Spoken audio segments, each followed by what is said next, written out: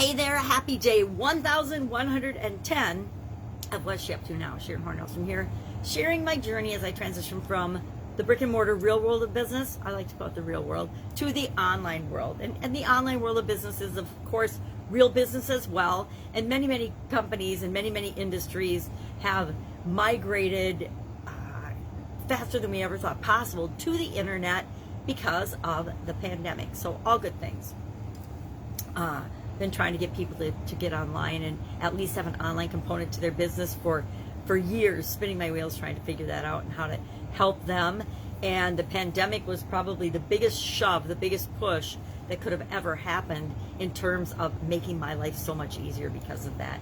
Because people know that they have to find other ways, they have to find alternative ways to reach their people, to serve their people, to continue to give value, to continue to provide products and services to people when their businesses are shut down, their businesses are closed. So think about that. So today, the Get Up and Go Challenge, number 6, it's our 6th one, our 6th over 30-day challenge. It's more than the 6th Get Up and Go Challenge, but it's the 6th one that's 30 days plus.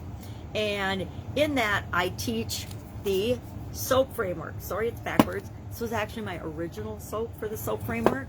And we learn about the change process, the challenge process, the challenge and change framework that I've been using for years, not really on a conscious level, on a subconscious level, and how doing it on purpose has a huge impact on my ability to handle change, handle challenges, handle difficult situations, difficult people, or just change in general.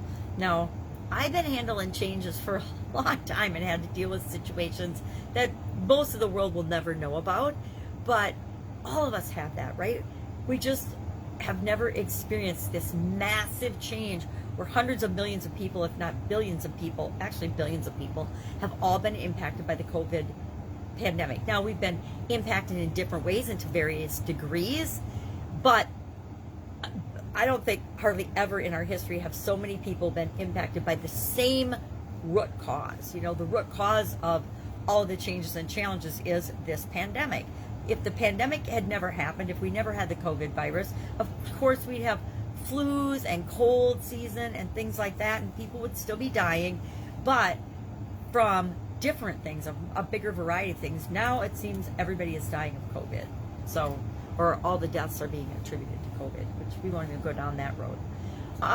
So Get Up and Go Challenge today was describing the SOAP framework, and then over the next 4 days we'll go through it in detail, step by step, SOAP, for one area or aspect of our life. You know, in the overall scheme of things and in our life, there's really 7 areas or aspects of our life that we need to consider.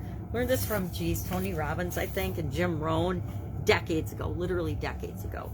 And so I have planned my life and my goals and things around that framework of physical, mental, emotional, spiritual, financial, relationships, and contribution. I've set my goals in my planners and breaking my goals down using that as my guideline for I want to say forever, but not, probably when I was in my 20s, I started using that. Now, since I'm going to be 61 next month, I think that it's gotten a lot of practice and a lot of use. So I set everything up according to that framework. And as I'm teaching the SOAP framework, I'm giving specific examples and going through, and every time I do it, I do different things and different examples.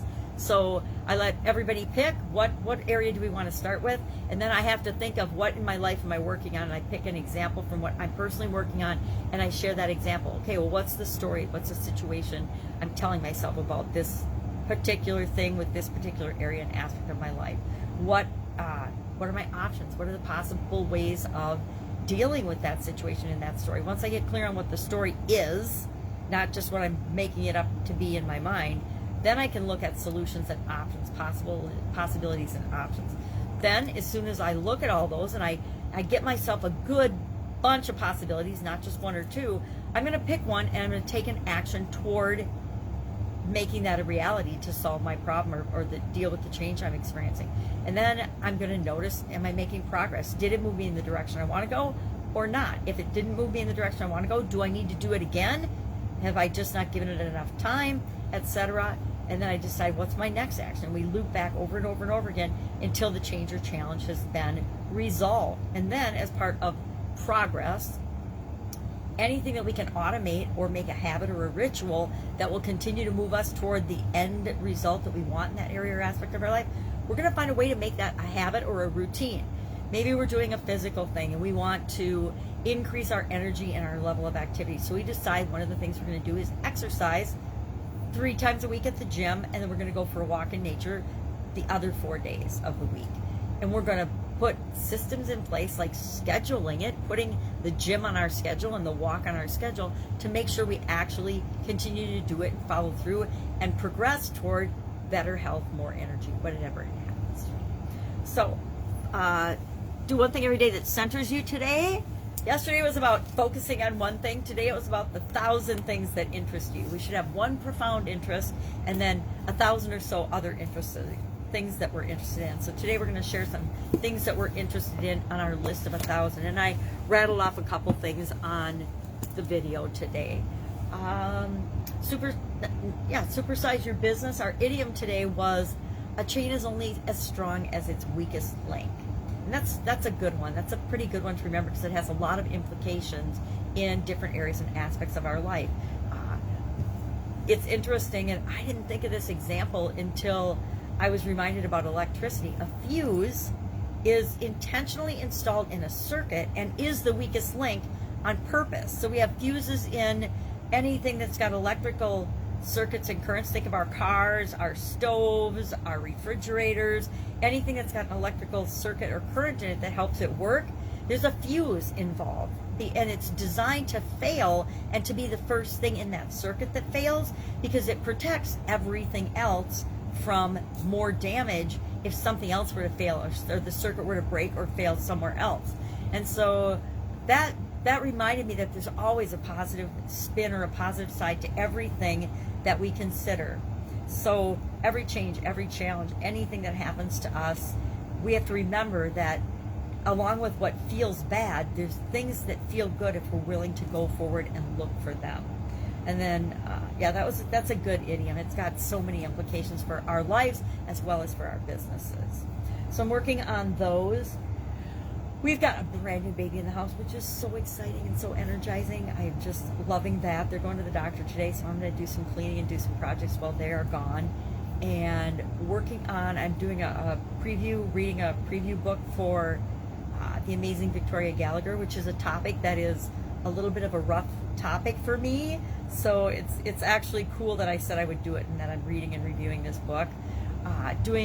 Just finishing up another challenge with a woman I adore. It's a reading challenge. She does reading challenges, which for me, given that I'm visually impaired, but it's why I keep doing them is because it's forcing me to find solutions to continue to be and grow and continue to improve in areas that I want to. And if I weren't taking her up on her reading challenges, I would just be doing what I've been doing to get by. I wouldn't be facing up to the story of what I need to do for reasonable accommodations to accommodate my own specific personal needs. And we need to do that. We need to not let things go too far. And I have a tendency with everything to let it go a really, really, really long way before I address it. And some things that works for, other things it does not work for. I think of auto maintenance and car maintenance. I believed when I was driving, I haven't driven for a couple of years, but I believed I should put gas, oil in it, and then take it in for a scheduled maintenance. But other than that, I shouldn't have to think about my vehicle or about my car, which is not the best approach to any machine or device that needs tender, loving care sometimes. So that's a good example of how I kind of would tend to let things go. I'd let my tires go until somebody told me I needed new tires. I wouldn't ever check them. I wouldn't know to do that. So balance strengths and weaknesses, right? That would be one of my weaknesses. So that's it. That's all I'm going to talk about today. I'm going to get to the project. Oh, I'm doing another challenge too. I'm doing a tribe challenge with Mark Bowness. I'm doing a whole bunch of stuff as well as my other things and my own challenge. So any questions, hit me up in the comments below or direct message me. Like I like to say, I can be that sounding board. If you don't have someone to ask me. I will answer in a non-judgmental way. If I don't know the answer, I will help you find the resource or the person or the thing that you need to get you moving. I don't want anybody to ever feel stuck. I remember one of my worst feelings in the offline world, because I didn't feel like I had people to call on and ask all the time for specific things. And then in the online world, being scared and thinking it would make me look stupid if I asked about things. I remember that would freeze me in my tracks sometimes for like a couple of days because I wouldn't know how to do something. I'd be trying to figure it out and Googling it and being a self-starter and trying to figure it out myself because that's how I learn best.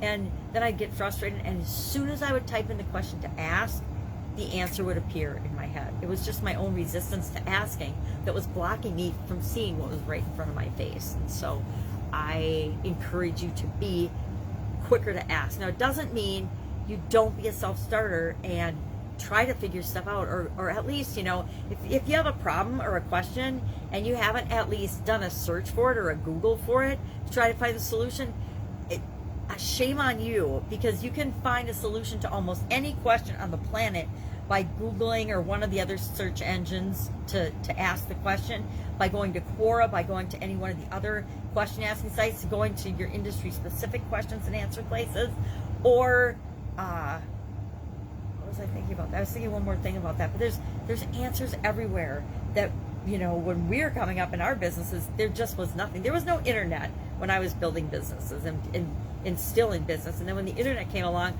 I was so busy in my businesses, building my businesses, I didn't have the opportunity to explore and look into it and find out about it and actually realize how powerful it would have been to combine and use with my businesses in terms of growing and supersizing them so much faster. So, big, huge lesson. All right, that's it. That's all I've got. Have an amazing day. I'll, of course, be with you tomorrow.